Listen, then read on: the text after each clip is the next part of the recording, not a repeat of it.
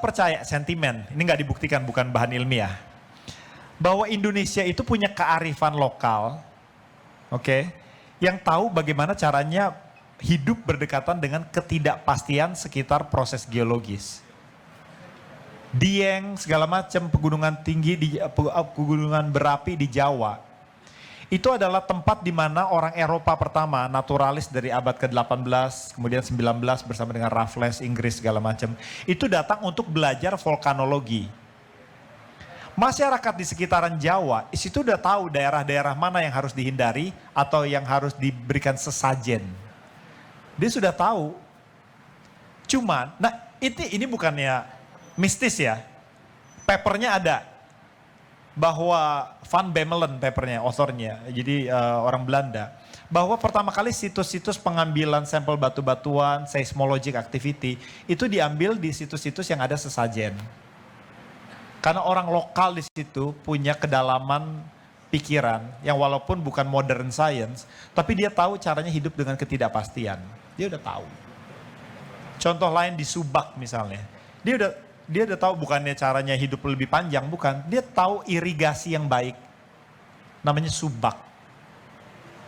Cuma permasalahannya ketika World Water Forum yang berapa bulan yang lalu hadir di Indonesia, siapa yang diundang jadi pembicara utama? Elon Musk. Apa dia tahu tentang water?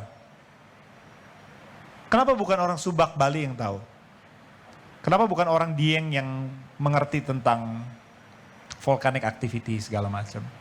Nah inilah yang coba kita lakukan dengan tim saya untuk menggali kearifan lokal ini yang punya potensi scientific significance.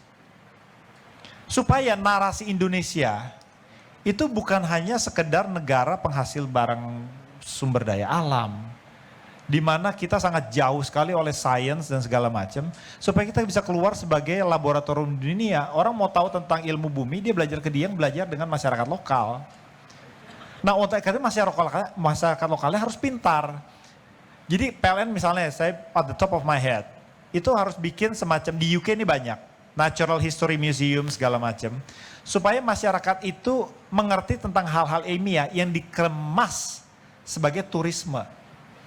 Saya kerja di Imperial, di Royal School of Mine. Di sepanjang lorong itu ada eksibisi batu-batuan. Gitu ya. Anak-anak kecil, anak-anak sekolah, itu diajak main ke situ. Untuk lihat ini batu-batuan sampel. Ada dari Indonesia. Yang orang Dieng pun nggak tahu. Gitu loh. Ke kebun binatang di London bayarnya 150 pound, 3 juta. Hewannya orang Indonesia semua. Orang Indonesia. Hewannya hewan Indonesia semua. Bayar 150 pound ngelihat harimau Sumatera gitu kan. kita dikerjain Bapak Ibu. Kita nggak tahu betapa lemahnya kita. Bahwa diplomat-diplomat, foreign facing birokrats itu nggak mengerti tentang kedalaman kita sendiri, tentang bagaimana caranya orang Indonesia tuh pernah hidup dengan ketidakpastian.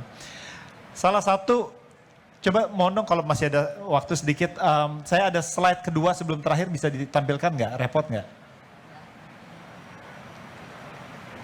Ya yang ini, nah ya itu, tuh kedua sebelum, ya persis.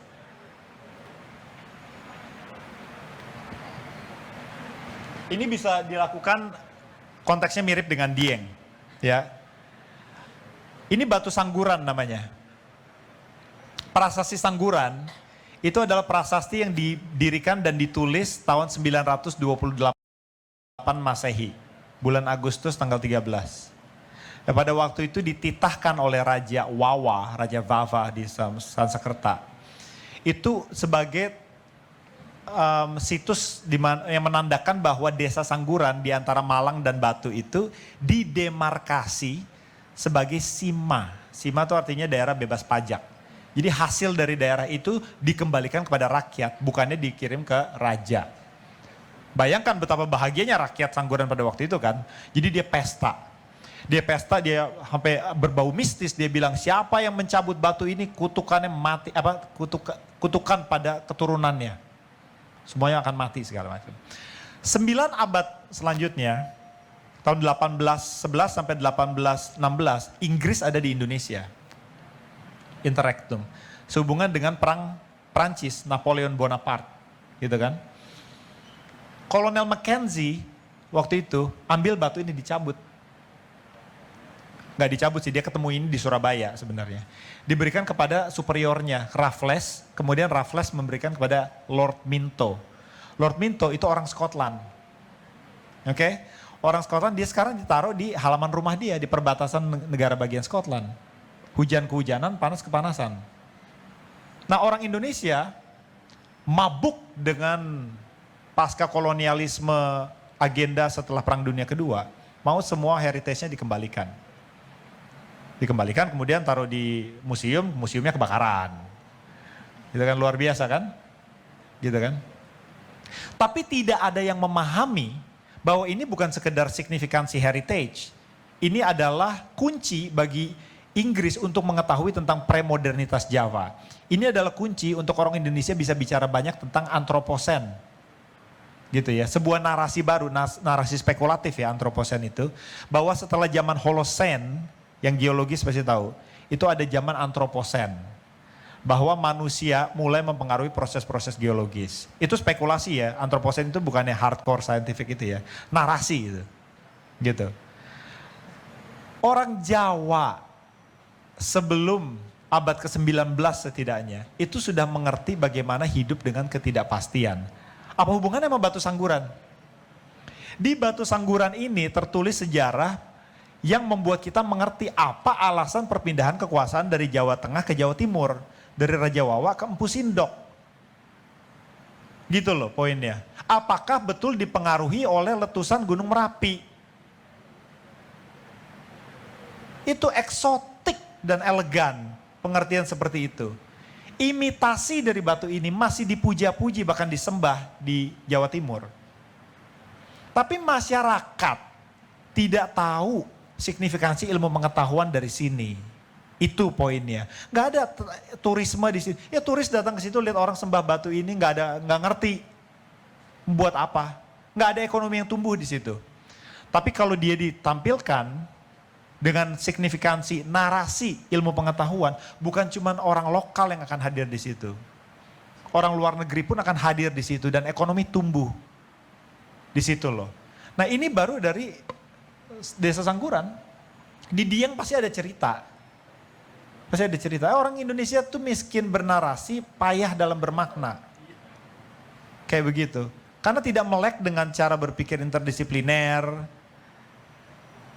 Dan nasionalismenya itu selalu ke dalam, bukan keluar. Ini yang saya agak ini, nasionalismenya itu ke dalam. Bukannya bermimpi untuk mengajari orang Inggris berbahasakan Indonesia atau mengerti Indonesia secara geologis. Kita sibuk menghakimi bangsa sendiri akan bahasa apa yang mereka harus pakai. Jadi seperti itu. PLN engineer harus mengembody Indonesian pride keluar. You have to tackle all of those universities outside Indonesia. Seperti itu. Kalau masuk dalam KPI-nya, saya nggak tahu masuk apa enggak. Gitu kan. Nah jadi hal seperti inilah, ini spekulatif gitu ya. Apa yang bisa, pertanyaan apa yang bisa dilakukan PLN engineering lakukan? Well, you're a free individual. Tapi kuncinya adalah pemahaman intelektual. Oke.